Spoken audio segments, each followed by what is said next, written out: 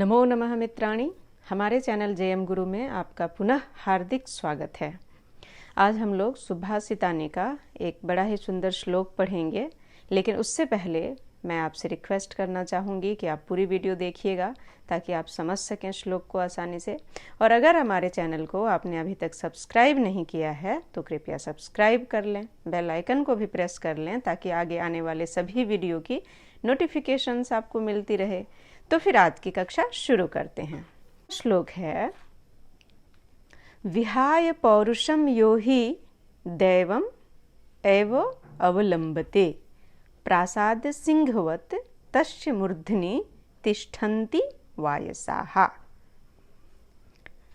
विहाय माने छोड़कर, पौरुषम माने मेहनत, परिश्रम, कुछ भी काम करते हैं, मेहनत करते हैं, पुरुषार्थ करते हैं, वह यो का यह हो जाता है। यह माने जो, सर्वनाम है यह। ही माने निश्चित रूप से, निश्चय ही, सर्टेनली जिसको बोलते हैं, श्योरली। देवम माने भाग्य को, एव माने ही, और अवलंबते माने सहारा लेता है।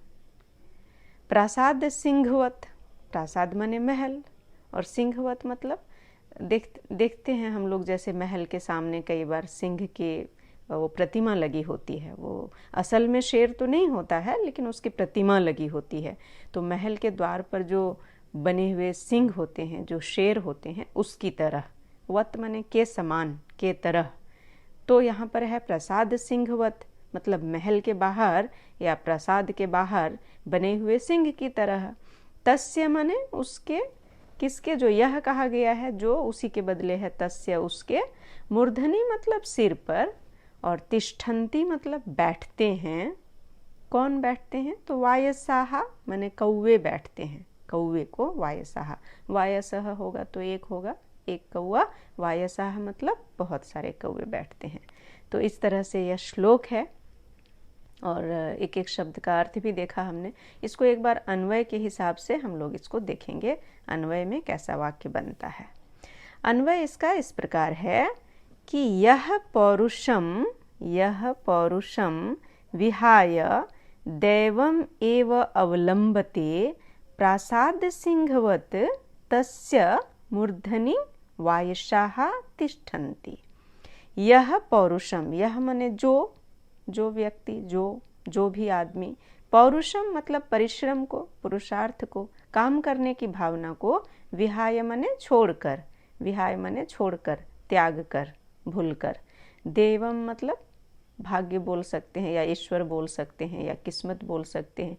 एव माने ही, अवलंबते मतलब सहारा लेते हैं या उसी पर निर्भर रहते हैं कि भगवान भरोसे जो होगा देखेंगे। तो उसकी हालत कैसी हो जाती है? उस प्रकार हो जाती है जो प्रासाद सिंहवत मतलब महल के बाहर जो शेर खड़े होते हैं, जो लगे होते हैं, वो भी असल शेर नहीं होते हैं कि लोग उनसे डरें। वो सीमेंट या पत्थर से बने होते हैं।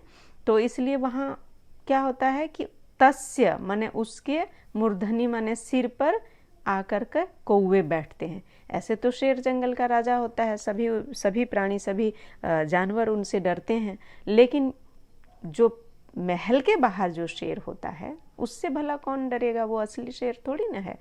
तो सुभाषितानी की एक बड़ी अच्छी बात है कि यहाँ कोई भी बात, कोई भी शिक्षा, कोई भी नैतिक शिक्षा जब हमें पढ़ने को मिलती है तो उसके सामने एक उसका उदाहरण जरूर होता है कि अगर ऐसा करेंगे तो वैसा होगा, वैसा करेंगे तो ऐसा होगा। और इससे क्या होता है कि समझने में हमें बहुत आसानी रहती है श्लोक को, और याद रखने में भी बड़ी आसानी रहती है। ये कम्युनिकेशन स्किल में भी मानते हैं कि जब भी हम किसी चीज़ का एग्जाम्पल देकर किसी बात को रखते हैं तो उससे हमें समझने में आसानी होती है। तो यहाँ पर क्या हो गया? यह पौरुषम विहाय देवम एव अवलंबते प्रासाद सिंहवत तस्य मूर्धनि वायसाः तिष्ठन्ति। तो हिंदी में भी इसका अर्थ हम लोग देख लेंगे, ऐसा ही निकलेगा।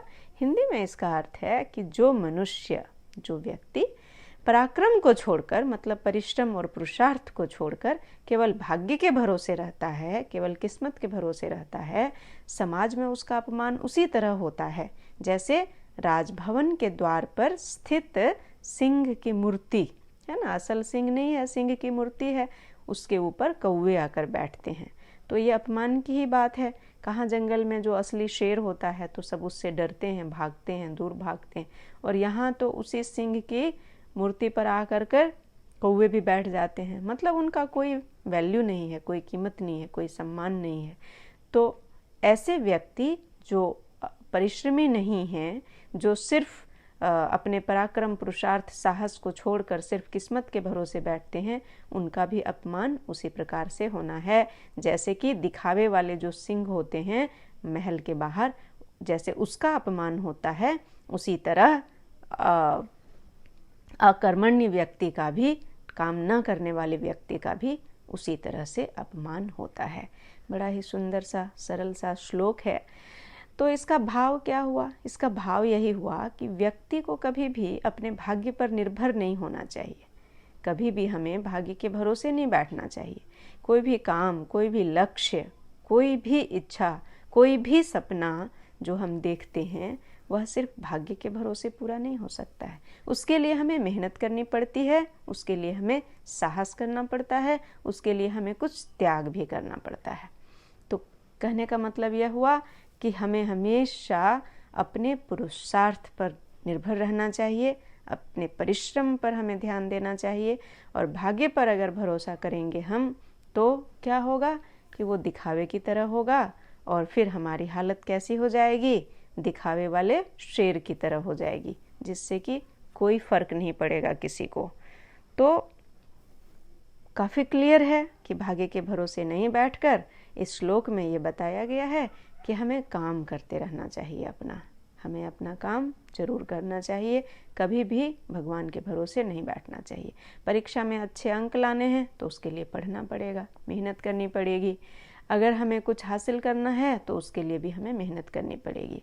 भगवान के भरोसे बैठे रहेंगे, किस्मत के भरोसे बैठे रहेंगे तो कुछ होने वाला नहीं है। अंग्रेजी में भी अर्थ है, आप इसको देख सकते हैं, अंग्रेजी में अर्थ देखें।